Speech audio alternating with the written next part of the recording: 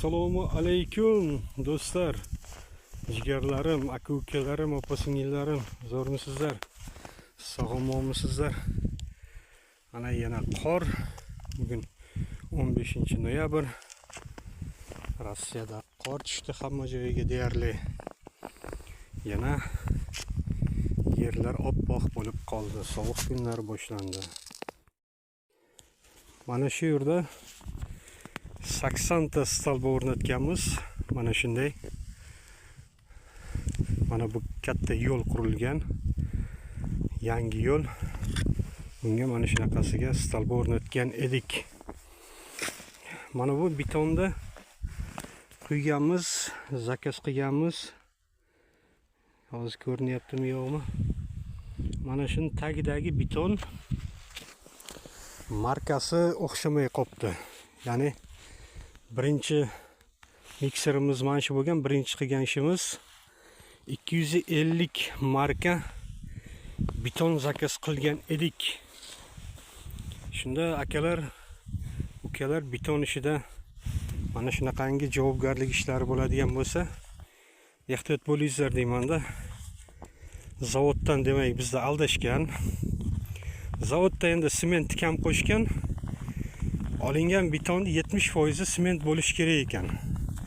Biz 250 marka demak sement beton zakaz qilganmiz. Bugungi kunda buni tekshiryapti-da. Nima deyapti? Tekshiryapti-da, 250 marka chiqmayapti. Yoki 70% sement chiqmayapti-da. Demak bizda 250 marka deb aldab dokument qilib sementini kam qo'shgan.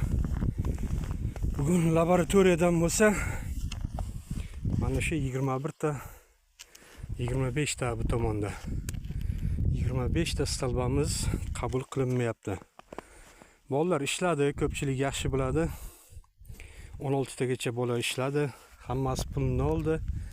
Avans olgan edik. Endi mana shu 25 ta stolbani topshirib qolgan pulni olishimiz kerak.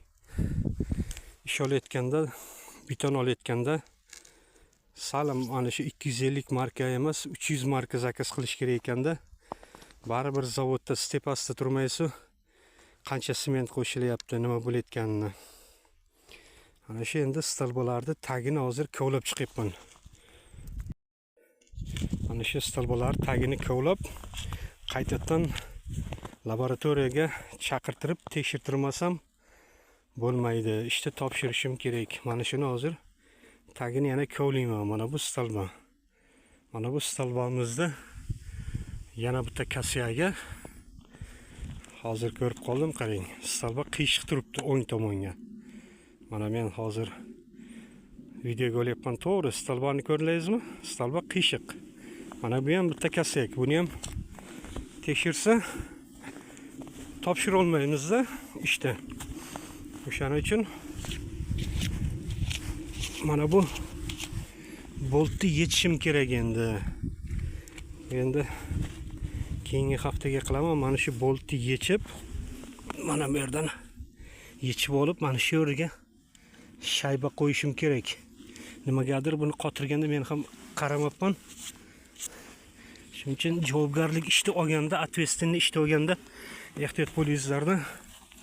Bittalab ko'rish kerak endi. Ish ko'p bo'lganligi uchun e'tibor bermaganman. Mana bu yerda stolbani ko'ryapsizlar, zazori bor. Yaxshi qotirilmaganda, mana bu bir tomonni yaxshi qotirilsa stolba to'g'ri bo'ladi. Demak, buni tagidagi apor qiyshiq. Mana bu qo'yilgan turba bor-ku, mana shunda qiyshiq. Urven bo'lmasligi mumkin. Nimagaki zazori bir xil. Stolba hozir bu tomondan qaraganda chap tomonga, yo'l tomondan qaraganda o'ng tomonga qiyshayib turibdi.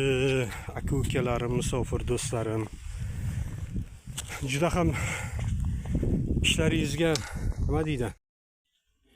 E'tiborli bo'lingizlar. Endi bundan buyog'iga ko'chada ham ishlar kam qoldi.